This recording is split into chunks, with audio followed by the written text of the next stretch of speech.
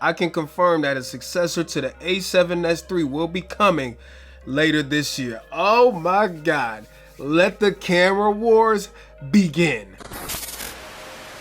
What's up, y'all? Terry Warfield. Y'all, hope you're having a good day so far. If this is your first time here, a big fat welcome to you. And if you're part of the fam, you're part of the squad, you came back, make sure you drop a hashtag up in here just so I know you're up in the comments. And let's just go ahead and jump right into the meat and potatoes. As we just saw, the A7S III has been officially confirmed. I mean, it has only been 94 years, so it's about time. But why am I even making this video, right? We don't know any specs, we don't know the price.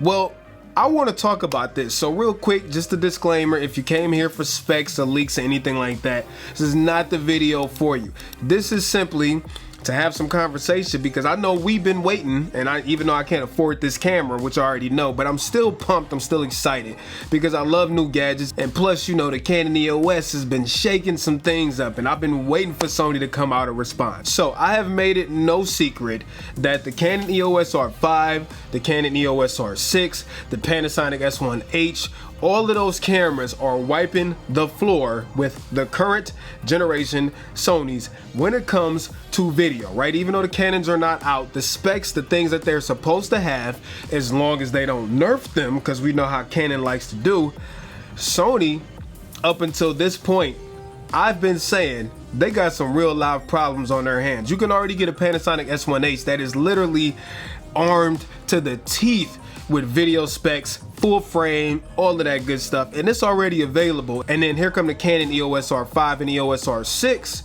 and we just looking around like, when is Sony gonna respond? And now we have official confirmation for the A7S III. That's at least what I think is gonna be called. They didn't specifically say it was gonna be an A7S III, it just says the A7S II successor, and it's gonna be, from what is being said, a all new camera. So I hope that this means two things in particular. Number one, that A7 series cameras going forward will have either a flip up screen or a flip out screen like the new ZV-1 has. Number two, a touch interactive menu system. Those two things must be present. Now, personally, I think Sony's been sitting on this A7S III, or whatever it's going to be called. I think they've been sitting on it, kind of playing, you know, the cat and mouse game, which is what they normally do. Other manufacturers come out with these bigger releases, and then here comes Sony just mollywopping them and stealing the show and basically making them dead on arrival. And I think, if you have to ask me, from a spec perspective, because we know Sony typically dominates with specs, even with the crazy specs that the Canon EOS R5 and 6 are rumored to have, I still think that Sony's gonna beat them out. Hopefully they beat them out so I don't have to switch camera systems. But I really think if Sony follows what they've always done historically when it comes to specs, when it comes to new generations of cameras, that they're probably gonna be back on top. Now, this is dope for the end consumer, because now we have a full-fledged camera war. The two biggest mirrorless dogs are now trapped in battle and locked in battle, and the end consumer is who benefits. So let's get back to a few other things that were discussed in this press thing. I got the article pulled up here because, you know, I can't remember nothing. First of all, like I said, everything is going to be new. It says we hope it will meet and exceed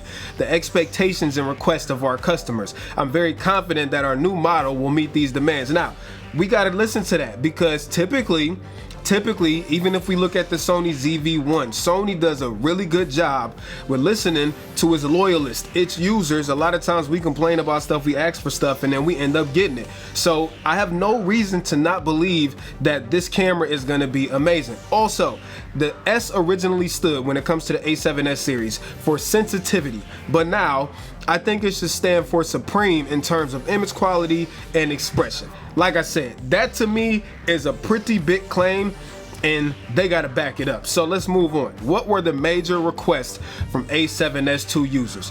He said 4K 60 and 10-bit 422. Really what you would expect. I mean, you kind of have to have that in a modern camera, because now all of these cameras already have 422, 4K 60, 10-bit internal. Like, that's standard now. It's only Sony that has been kind of behind when it comes to taking the video specs to the next tier. I mean, the photography game, like the A7R4, the Sony A9 II, yes, from a photography perspective, killing the game, but video, not so much. So Sony really has to bring it. And it also says we're aware that there's a certain amount of demand for raw video. I think the A7S III is definitely going to be geared to a more professional user base. You know what I'm saying? So like if you want to compete with the Panasonic S1H and the Canon EOS R5, which, like I said, if the EOS R5 has everything they say, those two cameras can be substituted on a film set for people who don't have a C300 or whatever. Like, those cameras have a lot of stuff built into them that usually you can only find on like lower end cinema cameras. And lastly, basically, he said the two primary things they will be focusing on with the Sony cameras were autofocus and basically artificial intelligence, meaning software. So we see a lot of that stuff already happening with the Sony ZV-1 and the smart modes. Imagine if Sony cameras had all of the software implementation when it comes to computational photography and videography that cell phones have mixed in with actual camera gear. Whoo! That will be something to behold. But anyways, like I said, I'm pumped for the A7S III. We don't know specs, we don't know price, we don't know anything except for now it's finally coming, and us Sony fanboys can rejoice because there's finally some news that we are getting now a high-end camera. Now, as I said, I'm not a loyalist to Sony. I'll use whatever camera I feel suits me best.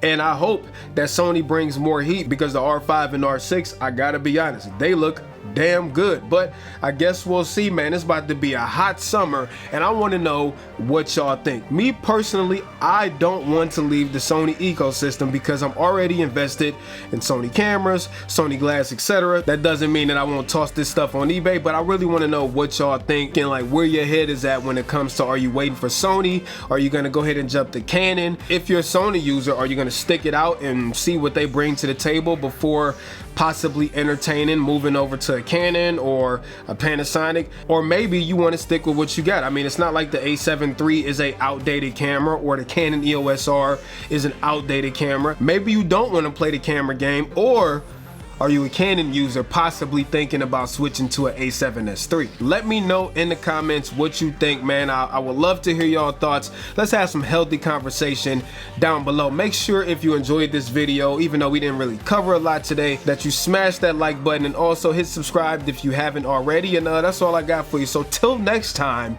peace and chicken grease. I'm out, Terry Warfield. Peace!